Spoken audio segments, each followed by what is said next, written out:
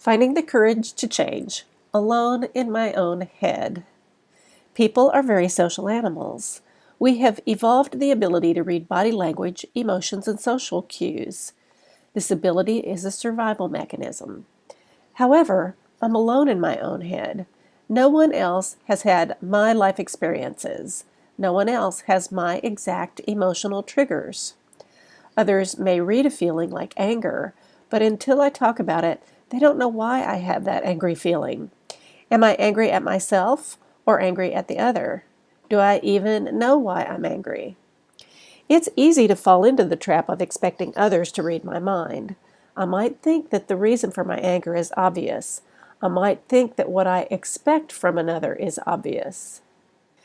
But until I open my mouth and communicate from my heart, others will just be guessing. Often they guess wrong. It's like the old schoolroom game of gossip, but with hurt feelings and resentments. Being vulnerable and open and authentic is new for me. I'm learning to own my feelings without blaming someone else for them. I've let go of the idea that another person can make me happy. I'm learning to slow down and listen carefully from a loving place. I'm learning to remember that we are all doing our best.